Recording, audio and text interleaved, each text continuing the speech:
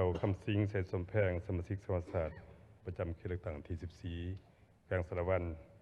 ขอมีคำเห็นต่อบทรายงานของทางกระทรวงอุตสาหกรรมและการค้าต่างหน้ารัฐบาลเกี่ยวกับนโยบายการพัฒนาพลังงานไฟฟ้าส่วนก็คือดังที่บรรดาท่านสมาชิกสภาศาสตร์ได้มีคำเห็นมาเนาะส่วนก่อนสิปรับปรุงหรือพัฒนาในที่ต่อไปนี้สันได้เบิ่งขึ้นในระยะผ่านมาซึ่งในบทรายงานนี่ก็ได้ตีค่าแล้วโดยเฉพาะในส่วนระยะ50 ปีผ่านมานี้เกี่ยวกับการสร้างเขื่อนไฟฟ้าถือว่ามีหลายเขื่อนก็คือพอเห็นปัญหาเหมือนกันพอปัจจุบันนี่ก็มีร้อยเข้าเขื่อน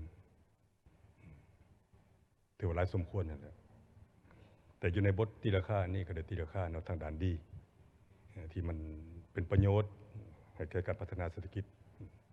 ของประเทศพวกเราแล้วก็มีทางด้านลบที่เป็นด้านโครงข้างที่รัฐเฮามันเสียเปรียบอยู่ในบทรายงานนี่ก็ตีราคาแล้วแต่ข้าพเจ้าเห็นว่าการตีราคายังร่วมๆบ่ทันเห็นปัญหาพื้นฐานที่อาจจะปรับปรุงในต่อไปนี้ข้าพเจ้าสังเกตเบิ่งแล้วมันบ่ว่าแต่เรื่องการขุดค้นบ่อแห่เรื่องการตัดไม้และปัญหาอื่นที่เป็นทรัพย์สินของประเทศพวกเฮานี่เฮาเสียเปรียบหลายคือบรรดาท่านเห็นแล้วเบิ่งยังไงเห็นรถบ่ได้ยากจังได๋เฮาเบิ่งปัญหาความเสียเปรียบนี่นะพอมาเบิ่งแล้วไฟฟ้านี่มันบ่แม่นว่าสร้างขึ้นบาทเดียว100กับโครงการเป็นระยะมาแต่เฮาบ่ได้เบิ่งบทเรียนว่าอันใดรัฐเฮาเสียเปรียบเพราะเป็นทรัพย์สินของเฮานะเป็นพื้นแผ่นดินของเฮาเป็นแม่น้ำลำเสของพวกเฮาแต่ว่านักลงทุนนี่ต่างประเทศมาขอลงทุนสัมปทานฉะนั้นจุดนี้แน่นอนบ่ต้องได้ปกป้องผลประโยชน์ของรัฐเฮานี่นะว่าประโยชน์ของรัฐเฮามันจะได้หยังเด้สมเบิ่งแล้วแต่ละโครงการเฮาสิเปรียบหมดเนื่องจากว่าการตกลงของรัฐบาลเฮานี้กับผู้มาสัมปทานสัญญาณนี้บทรายงานกับตีราคาว่ารัฐเฮาเสียเปรียบหลายในระยะผ่านมาก็ตีราคาถูกต้องแล้ว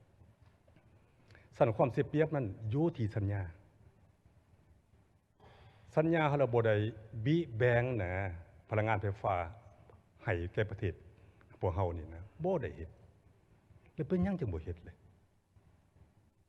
คันเฮาตกลงว่าแบ่งให้ประเทศพวกเฮาเด้อพลังงานไฟฟ้านี่นะจักเปอร์เซ็นต์เพราะคนพลเมืองลาวก็บ่กี่ล้านคนนะเป็นหยังที่ตอบสนองบ่ได้ตัวนี้อันนี้อยู่ที่สัญญาให้เพิ่น 100% หมดประโยชน์เป็นของผู้ลงทุนหมดเพิ่นขายออกต่างประเทศประโยชน์ของมันเพิ่นได้ครับรวมทั้งบ่แฮก็เช่นเดียวกันสันจุดนี้แหละข้าพเจ้าคิดว่า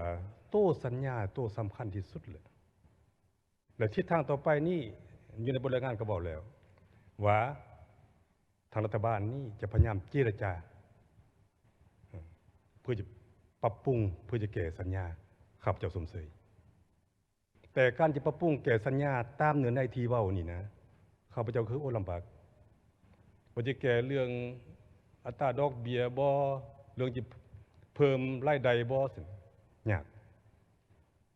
แต่การแก้ไขนี่ข้าพเจ้าคิดว่าทางเดียวที่บรรหารจะแก้ได้เพราะประโยชน์ของเพิ่นได้รับนี่เฮาสิเปรียบหลายก็ฮู้จักนำกันแล้วเพิ่นฮู้ดีจะผู้ที่มาสัมปทานผู้ที่พัฒนานี่นะสันจุดนี้ข้าพเจ้าคิดว่าข้อแก้สัญญานี้ข้อแบ่งได้บ่ที่ต่อไปข้อแบ่งมันมีหลายโครงการเพิ่นบ่ว่าบ่มีโครงการใดสิบ่สวยเอาอยากแบ่งพลังงานบ่แห่พลังงานไฟฟ้านี่นะส่วนหนึ่งเอามารับใส่ประเทศพวกเฮาเลยขอแก้สัญญาบางโครงการเนี่ยมันยังหลายปีเด้และบางโครงการหมดแล้วสิหมดแล้วแล้วอาจจะมีการสืบต่อสัญญาบ่อันนี้ก็บ่ฮู้จักสิเป็นจังได๋นี่หรือว่าผู้ลงทุนอื่นจะมาสืบต่อบ่อันนี้อยากให้เบิ่งปัญหาเรื่องสัญญาเฮานี่เฮ็ดจังได๋ให้เกิดประโยชน์แก่ประเทศพวกเฮาเดี๋ยวยังมีเขื่อนต่อไปอีกสิสร้างไหม ยังสิเป็นคันเฮ็ดในสัญญาคือเก่านี่ก็สิเปรียบคือเก่าอีกคันเฮาบ่แก้ปัญหาประโยชน์ของรัฐเฮานี่นะอันนี้ข้าพเจ้าว่าโอ้ขอเสนอต่อรัฐบาลแต่บ่แต่ละบ้านทุกองค์การของรัฐเฮานี่ช่วยกันตีลำข้ามกันเบิ่งเปิดโปงประชุมบ่ตีลำข้ามกันเบิ่งเฮาเฮ็ดบ่ได้ให้รัฐเฮาได้ครับผลประโยชน์นี่นะมาสร้างสัญญามาแก้ไขสัญญาใหม่เนี่ยขอเจรจานำเพิ่นการเจรจานี้แน่นอนต้องให้ประโยชน์แก่เพิ่นยุบว่าขอแบ่งเรื่องพลังงานไฟฟ้านี่เพื่อให้ได้ภายในประเทศพอได้นำใช้แต่ว่าเขาต้องได้แก้สมมุติอายุสัมปทานเพิ่น30 ปียังเหลือให้เพิ่นตื้มบ่10 ปีเพื่อจะเอากระแสไฟฟ้านี้เป็นการทดแทนคันแก้ตัวนี้ใดเนี่ยข้าพเจ้าคิดว่าพ่อเป็นไปได้อันสิว่าจะแก้ไขปัญหาบ่ว่าที่ทางกระทรวงอุตสาหกรรมการค้าได้เสนอมานี่เนาะคือปัญหาหนึ่งนี่ว่าเสนอปรับปรุงโครงสร้างหนี้ยึดระยะชำระหนี้และลดผ่อนดอกเบี้ยกับผู้พัฒนามันแม่นบ่อันนี้อยากให้ตีราคาแจงเบิ่งมันต้องแม่นเจรจากับผู้ที่ให้ทุนให้กู้ยืมพุ่นเด้สิแก้ยามเวลาการชำระหนี้ไปบนอัตราดอกเบี้ยเนี่ยหรือจะร่วมกับผู้พัฒนาเพื่อเจรจากับเจ้าหนี้มันต้องบอกให้ชัดเจนอยู่ในข้อนี้และปัญหาต่อมาคือปัญหาว่าเสนอปรับปรุงสัญญาเพื่อรัฐบาลแบ่งปัน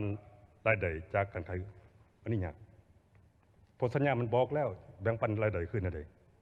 แล้วจะมาแก้ตัวนี้ยากฉะนั้นทางแก้คือข้าพเจ้าได้เสนอมาพยายามลองเจรจาเบิ่งเพื่อสวยแบ่งกระบบแต่ละโครงการเนี่ยอาจบ่รวมบ่หลายแต่ว่าข้าพเจ้าก็บ่มีวิชาการด้านไฟฟ้าแต่ความรู้สึกและความคิดของตัวเองนี่นะควรแก้แบบนี้อาจจะมีประโยชน์ดีกว่าแก่พวกเฮาอาจจะเพิ่มปัญหาอื่นบ่จังซี่นะเรื่องบุริมสิทธิ์บ่ต่างๆนี่นะความจริงแล้วมันแต่ละเวียกเกี่ยวกับเรื่องไฟฟ้ามันมีอยู่ในสัญญาเฮาแล้วส่วนจุดนี้สิ่งที่ควรแก้ไขได้นี่แม่นทางที่ดีที่สุดคือการแก้สัญญาขอให้เพิ่นเห็นอกเห็นใจนำพวกเฮาแล้วพอเป็นทรัพย์สินพอเป็นเจ้าของเด้เพิ่นมาเซ็นสัญญากับเฮาแต่เฮาสิเปรียบเด้สั่นขอให้เพิ่นได้ลดผ่อนนโยบายหรือเพิ่มอายุสัญญาสัมปทานให้เพิ่นตื่มบ่ซั่นนะ